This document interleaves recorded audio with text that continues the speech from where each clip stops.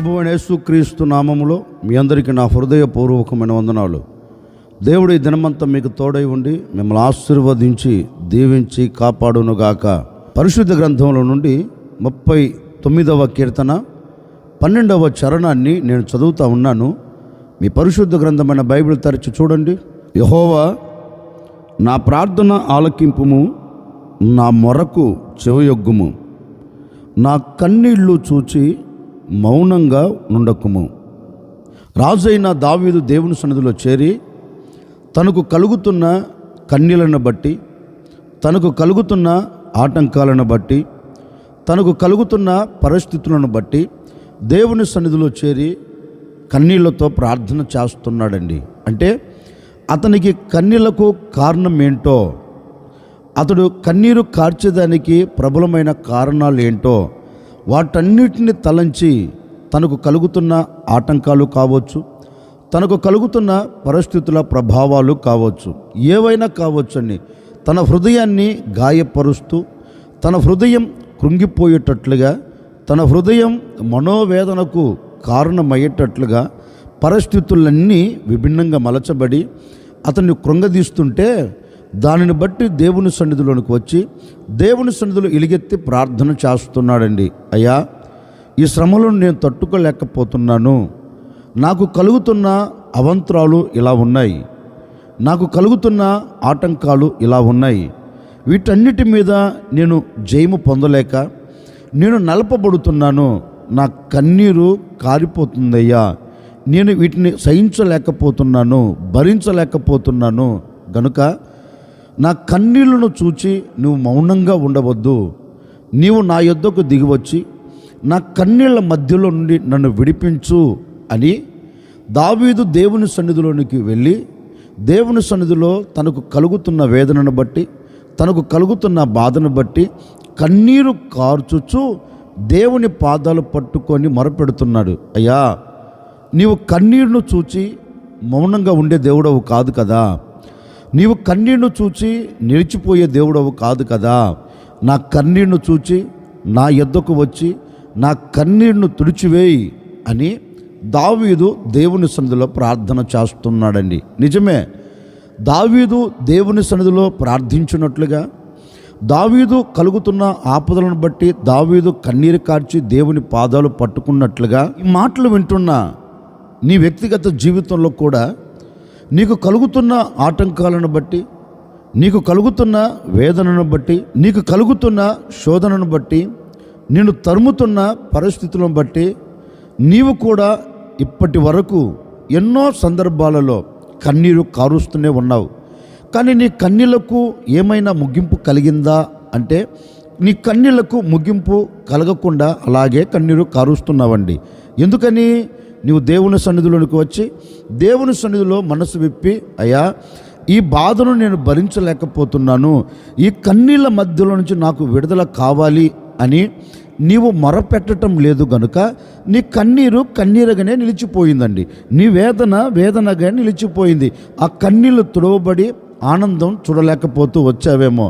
ఇదిగో ఈ ఉదయకాల సమయంలో ఓ సేవకుడిగా నేను మీతో చెప్తున్నానండి, దావీదు దేవుని సన్నిధిలోనికి వెళ్ళి తనకు కలుగుతున్న కన్నీరుని బట్టి దేవుని పాదాలు పట్టుకొని నా కన్నీరును తుడిచివేయవా అని దేవుని అడిగితే దేవుడు దావీదు యొద్దకు వచ్చి అతని కన్నీటిని తుడిచి అతనికి ఆనందాన్ని దయచేసినట్లుగా, అతనికి ఆనందం అనుగ్రహించినట్లుగా, అతడు ఆనందకరంగా సాగిపోయేటట్లుగా అద్భుతం చేసినట్లుగా నీ పట్ల కూడా ఈ కార్యం జరగాలి అంటే నీవు దేవుని సన్నిధిలోనికి వెళ్ళి దేవుని పాదాలు పట్టుకొని, ప్రభువా నా కన్నీరును తుడిచివేయవా అని ఈరోజు నా దేవుని పాదాలు పట్టుకొని నీవు అడగగలిగితే నిశ్చయముగా నా దేవుడు నీ కన్నీళ్లను తుడిచివేయబోతూ ఉన్నాడు.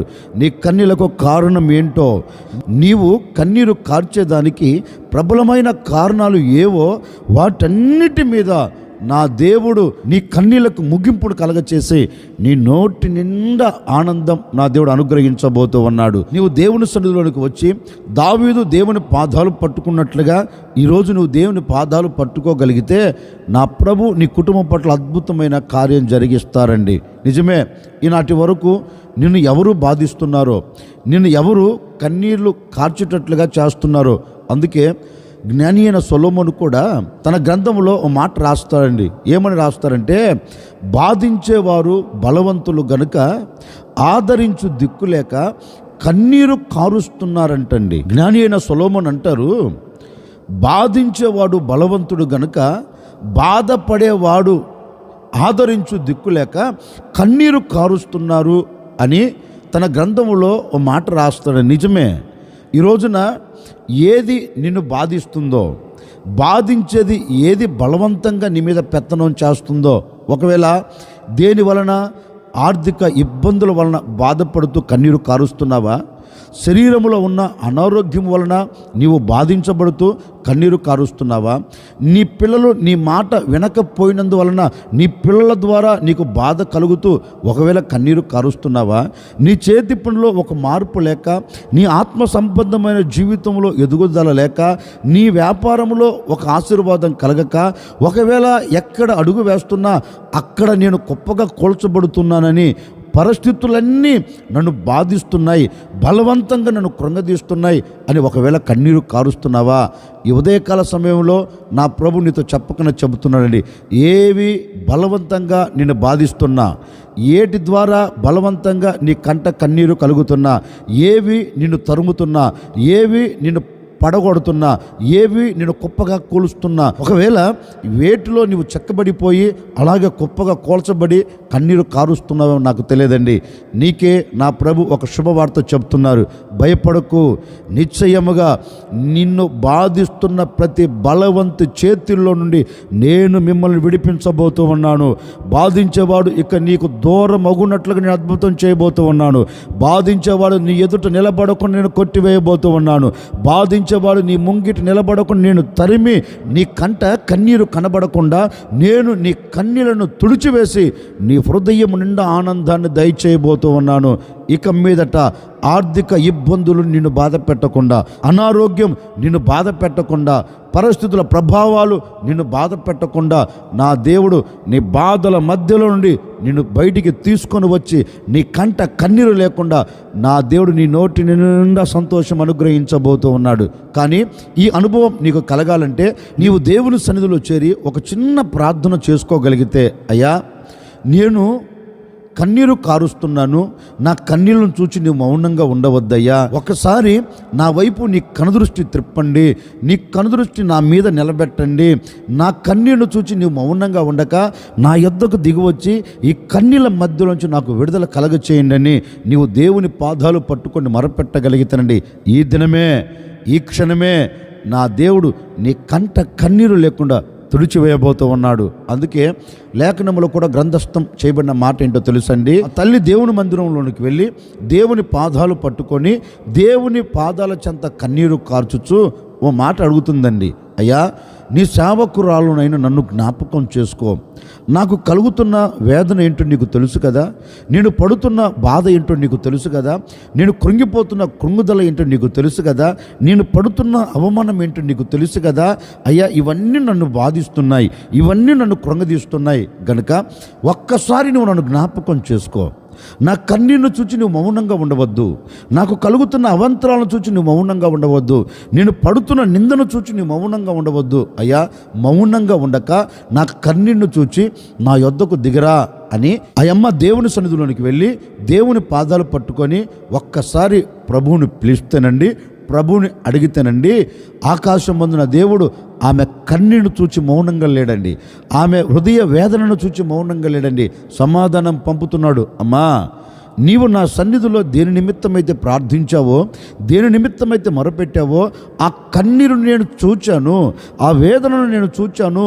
ఇక నీ కంట కన్నీరు కనబడకుండా నీ కన్నీళ్ళంతటి నేను తుడిచివేయబోతూ ఉన్నాను, నీ కన్నీళ్ళన్నిటికీ నేను ముగింపును కలగ చేయబోతూ ఉన్నాను, నీ హృదయం నిండా సంతోషాన్ని నిలబెట్టబోతున్నాను.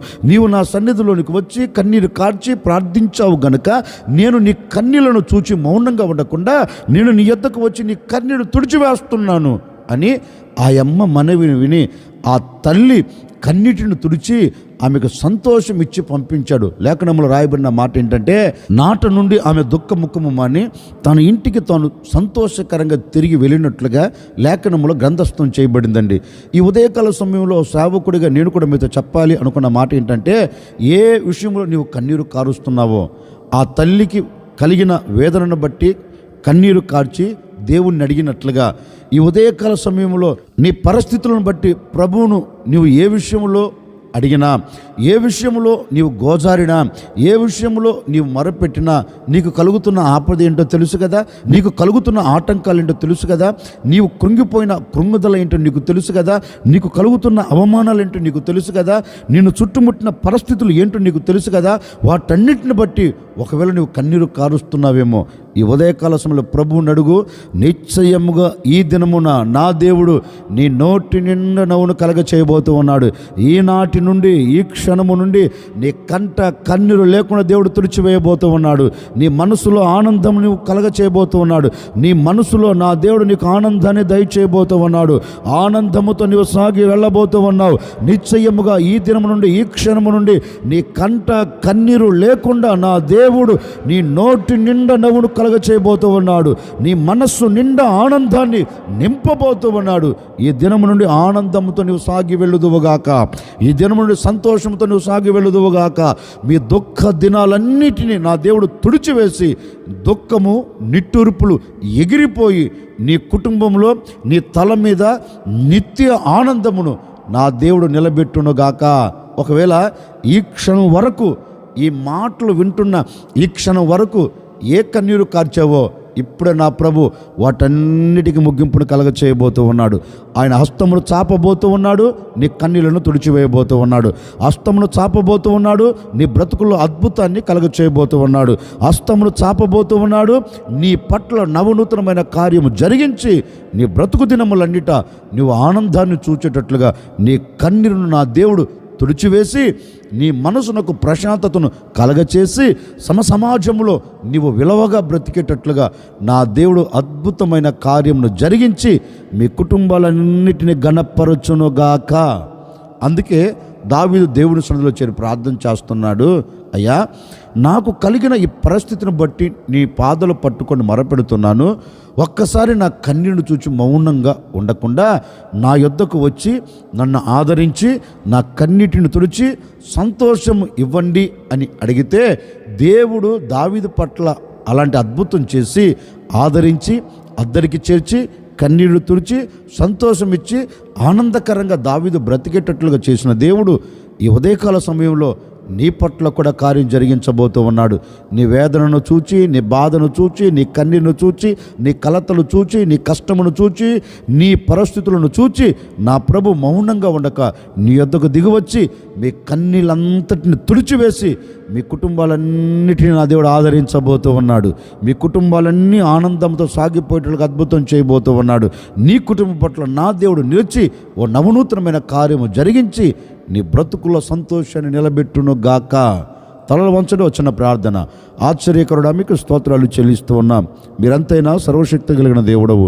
నిజమే, మా కన్నీరు చూచి మౌనంగా ఉండక మా యొద్దకు దిగివచ్చి మమ్మల్ని ఆదరించి మా ప్రార్థనను విని మాకు సంతోషాన్ని కలగచేసి మాకు నిత్య ఆనందం అనుగ్రహించి సమాజంలో విలువగా నిలబెడతావని మాట ఇచ్చి ఉన్నావు. నిజమే నాయనా. ఎందరైతే ఈ ఉదయకాల సమయంలో ప్రార్థిస్తున్నారో వారి కన్నీరును చూచి మౌనంగా ఉండక వారి కన్నీరును తుడిచివేసి వారిని ఆదరించి ఆనందముతో నడిపించబోతున్నదికై మీకు స్తోత్రం. ఈ దినమంతా బిడ్డలు ఎక్కడికి వెళుతున్న ఆనందం కలుగునట్లుగా, ఈ దినమంతా ఎక్కడ అడుగు పెడుతున్న బిడ్డలు సంతోషాన్ని చూచున్నట్లుగా ప్రతి వారి కన్నీటి బాష్ప బిందును మీరు తుడిచివేసినందుకై మీకు స్తోత్రాలు చెల్లిస్తూ ఈ దినమంతా మీరు తోడై నడిపించమని యేసు నామములు అడిగి వేడుకొనుచున్నాము తండ్రి, ఆమెన్.